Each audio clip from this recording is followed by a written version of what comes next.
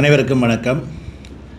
சமகால அரசியல் நிலவரங்கள் தொடர்பிலே ஈழமக்கள் ஜனநாயக கட்சியினுடைய எதிர்பார்ப்புகள் தொடர்பாக எங்களுடைய மக்களோடு பகிர்ந்து கொள்ளும் நோக்கில் இந்த ஊடகவியலாளர் சந்திப்பில் இணைந்திருக்கின்றோம்.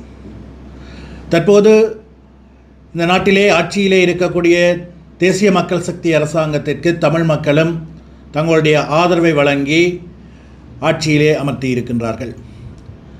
அதற்கு காரணம் தேர்தல் காலங்களிலே தேசிய மக்கள் சக்தி அரசாங்கத்தினால் சொல்லப்பட்ட வாக்குறுதிகள் மீது கொண்ட நம்பிக்கை ஒரு காரணம் என்று சொல்லலாம்.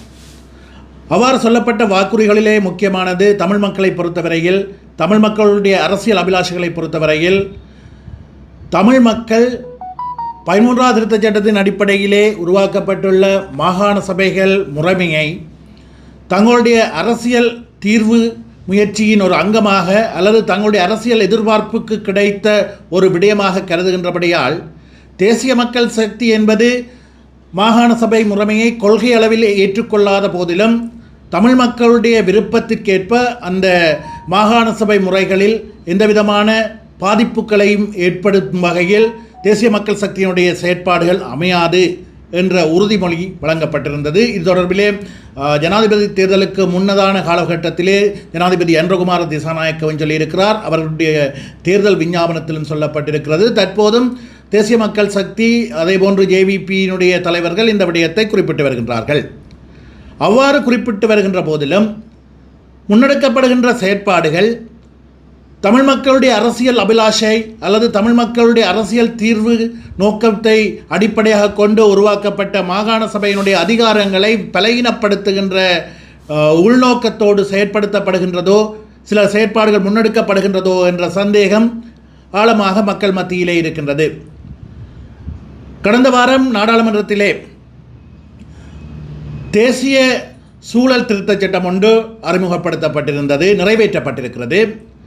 தேசிய சூழல் என்பது 13வது திருத்தச் சட்டத்தின் அடிப்படையில் இணைந்த பட்டியலிலே இருக்கின்ற சூழலிலே அதனை மாகாண சபை சம்மதமின்றி இணைந்த பட்டியலில் இருக்கின்ற விடயங்கள் பொதுவாக மாகாண சபைகளுடைய அங்கீகாரம் அல்லது சம்மதத்தின் அடிப்படையில் நிறைவேற்றப்பட வேண்டும் என்று அரசியலமைப்பிலே சொல்லப்பட்டிருக்கின்ற போதிலும் மாகாண சபைகளுடைய அனுமதியின்றி நாடாளுமன்றத்தினால் நிறைவேற்றப்பட்டிருக்கிறது. அதற்கு சொல்லப்பட்ட காரணம், கடந்த காலங்களிலே சில விடயங்கள், குறிப்பாக கொழும்பு ஃபோர்ட் சிட்டி தொடர்பிலே உருவாக்கப்பட்ட சட்டங்கள் மாகாண சபையினுடைய அங்கீகாரம் இல்லாமல் நிறைவேற்றப்படுவது முடியாத விடயம் என்ற அடிப்படையிலே உயர் நீதிமன்றத்திற்கு எடுத்து செல்லப்பட்ட போது அதற்கு உயர்நீதிமன்றம் வழங்கிய தீர்ப்பின் அடிப்படையில், அதாவது மாகாண சபைகள் இயங்கு நிலையில் இல்லாத சூழலிலே நாடாளுமன்றத்தில் நிறைவேற்றுவதன் ஊடாக குறித்த சட்டங்களை நிறைவேற்ற முடியும், குறித்த விவகாரம் இணைந்த பட்டியலில் இருக்கின்ற போதிலும் அவற்றை நிறைவேற்ற முடியும் என்று சொன்னதன் அடிப்படையில் இந்த விவகாரமும் நிறைவேற்றப்பட்டிருக்கிறது. அவ்வாறு நிறைவேற்றப்பட்ட தேசிய சூழல் திருத்தச் சட்டம் என்பது சட்டத்தின் அடிப்படையிலே சட்ட ரீதியாக சரியான முறையிலே நிறைவேற்றப்பட்டிருக்கின்ற போதிலும் தேசிய மக்கள் சக்தி அரசாங்கம் வழங்கிய வாக்குறுதிக்கு மாறானதாகவே இருக்கின்றது. அதாவது மாகாண சபைகள் ஊடாக தமிழ் மக்கள் அல்லது அதிகார பகிர்வின் அடிப்படையிலே தமிழ் மக்களுடைய அபிலாஷைகளை நிறைவேற்றும் நோக்கோடு வழங்கப்பட்ட அந்த அதிகாரங்களை, மாகாண சபைக்கு வழங்கப்பட்ட அதிகாரங்களை மலினப்படுத்தும் வகையில் அந்த தீர்மானம் அமைந்திருக்கின்றது. அதே போன்றுதான் வைத்தியசாலைகள் தொடர்பான விடயங்கள். கடந்த காலங்களிலும் வைத்தியசாலைகள், அதாவது மாகாண சபைக்கு சொந்தமான வைத்தியசாலைகளை மீண்டும் மத்திய அரசாங்கத்திற்கு பெற்றுக்கொள்வதற்கான முயற்சிகள் முன்னெடுக்கப்பட்ட போது எங்களுடைய செயலாளர் நாயகம் தோழர் டக்ளஸ் தேவானந்தா அவர்கள் அமைச்சரவையிலே இருந்தவர் என்ற அடிப்படையிலே அமைச்சரவையில் தன்னுடைய கருத்துக்களை வெளிப்படுத்தி தமிழ் மக்களுடைய அபிலாஷைகளுக்கு முரணான செயல்கள் என்பதை தெளிவுபடுத்தி அவற்றை மாகாண சபையிலிருந்து மத்திய அரசாங்கத்திற்கு எடுக்க முடியாத ஒரு சூழலை ஏற்படுத்தியிருந்தார். அதேபோன்று தேசிய பாடசாலைகள் விடயத்திலும் எங்களுடைய செயலாளர் நாயகன் தன்னுடைய கருத்தினை வெளிப்படுத்தி அதனை தடுத்து நிறுத்தியிருந்தார். இவ்வாறான சூழலிலே தான் தற்போது தெல்லிப்பளையிலே அமைக்கப்பட்டிருக்கின்ற புற்றுநோய் வைத்திய பிரிவு, அதேபோன்று தெல்லிப்பளை ஆதார வைத்தியசாலை இரண்டையும் மத்திய அரசாங்கத்திற்கு எடுக்கின்ற ஒரு முயற்சிகள், தீர்மானங்கள் முன்னெடுக்கப்பட்டு வருவதாக சொல்லப்படுகிறது.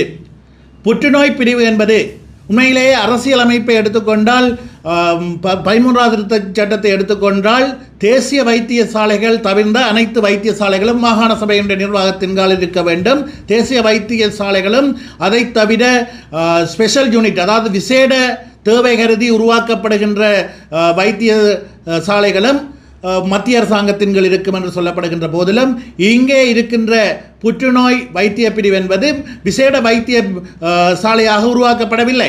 அது கடந்த காலங்களிலே ஆதார வைத்தியசாலையாக இருந்த தெல்லிப்பளை வைத்தியசாலையினுடைய ஒரு பிரிவாக உருவாக்கப்பட்டு அது செயற்படுத்தப்பட்டு வருகின்றது.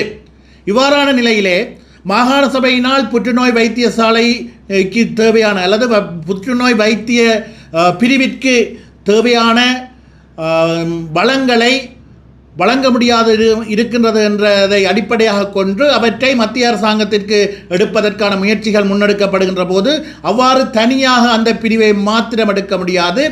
அவ்வாறு புற்றுநோய் வைத்திய பிரிவை எடுக்க வேண்டும் என்று சொன்னால் தெல்லிப்பளை ஆதார வைத்தியசாலையை சேர்த்தெடுக்க வேண்டும் என்ற ஒரு தீர்மானம் முன்னெடுக்கப்பட்டு வருகின்றது. உண்மையிலேயே இது ஏற்றுக்கொள்ள முடியாதது. மாகாண சபைகளுக்கு சொந்தமான ஆதார வைத்தியசாலைகள் மாகாண சபைகளிடமே இருக்க வேண்டும். அவ்வாறு அதற்கான வசதி வாய்ப்புகளை அதிகரிக்க வேண்டும், புற்றுநோய் பிரிவை சிறம்பட செயற்பட வேண்டும் என்ற நிலையிலே அதற்கான வளங்களை மாகாண சபை கூடாகவே ஒதுக்கீடு செய்து அவற்றை செயற்படுத்துவதற்கான சட்ட ஏற்பாடுகளும் இருக்கின்றது. சொல்வார்கள் மனம் உண்டானால் இடம் உண்டு என்று. அதே போன்றுதான் அதை விடுத்து புற்றுநோய் வைத்திய பிரிவை விருத்தி செய்கின்றோம் என்ற பெயரிலே மாகாணங்களுக்கு வழங்கப்பட்ட ஒரு ஆதார வைத்தியசாலையை மத்திக்கு எடுத்து செல்வது மத்திய அரசினுடைய அதிகாரங்களை மீளப்பெறும் ஒரு நீண்ட அரசியல் நிகழ்ச்சி நிரலின் ஒரு அங்கமோ என்ற சந்தேகத்தை ஏற்படுத்துகிறது. ஆகவே தேசிய மக்கள் சக்தி அரசாங்கம் ஜனாதிபதி அன்றகுமார திசாநாயக்க ஆகியோருடன் நாங்கள் ஒரு வேண்டுகோளை முன்வைக்கின்றோம். உங்களை நம்பிய மக்கள் உங்கள் மீது கொண்ட நம்பிக்கைக்கு மாறாக அவற்றை ஏமாற்றும் வகையில் எந்தவிதமான தீர்மானங்களையும் முன்னெடுக்கக்கூடாது.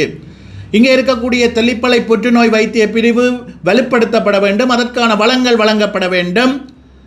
ஆனால் அது இங்கே மாகாண சபையினுடைய கட்டுப்பாட்டில் இருக்கும் வகையிலே அதற்கான ஒரு நிதி ஒதுக்கீடுகளை மாகாண சபை கூடாக வழங்க வேண்டும்.